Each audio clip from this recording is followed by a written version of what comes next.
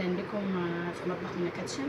النهارده اوريكم طريقه حلوه خالص لتنقيع الفراخ، ومش فراخ وبس، اي طيور عندك، بط وز حمام، اي حاجه عندك تستخدمي الطريقه دي. مجرباها بقالي سنين يعني. نبدا كده ونسمي بالله. عندنا ايه بقى؟ عندنا كزبره، ورق لورا، فلفل، بصل، توم صحيح بقشره، فلفل حراق او اي فلفل شطه، وليمون. هما المكونات دي، وانت عايزه تحط اي حاجه حطيها. كويس. عندنا ايه 3/4 سكر. عندنا كمان ملح، نص كوبايه ملح. كل ده هنحطه في ميه ايه؟ ميه مفرطره او ميه مغليه. كويس. هنقول وسمي بالله ان شاء الله كده. ونحطوا ايه؟ نحطوا الملح، السكر، وبعدين الملح. كويس. بس كده ندوبه كده.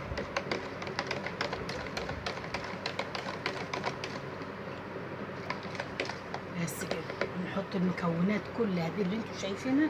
ادي الفرخه، انا بس بوريها لكم، بس انتوا تحطوها في علبه كبيره ولها غطاء. خلاص. ادي الفرخه مثلا مغسوله وتمام. نحط ده كله.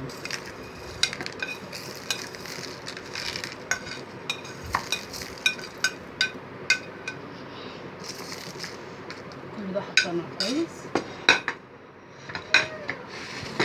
اروح اسمي كده بالله واحط دول عليه اللي احنا حطيناه، السكر والملح والميه.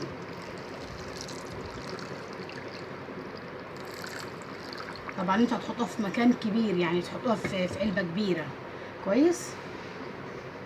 وليها غطا عشان انت هتحطها جوه التلاجة ليله ليلتين زي ما انت عاوز.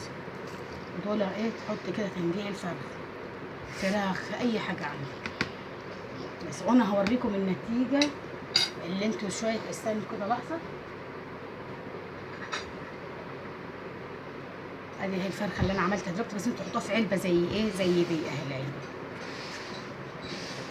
ادي العلبه اللي انا منقعاها امبارح، فرخه منقعاها امبارح. دي انا عاملاها امبارح نفس الطريقه، هي التتبيله.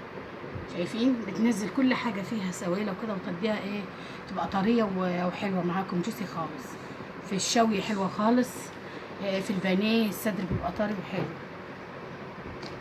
بصوا كل المكونات اللي انتوا شايفينها دي الفراخ تتبيله الفراخ، تنقيع يعني تنقيع الفراخ. تديكم طريقه يعني تبقى طعمها حلو خالص في اي طيور عموما يعني. يا رب كده تكون تعجبكم ان شاء الله كده. هم منتظره لايكاتكم باذن الله. اهي اشتراككم في القناه.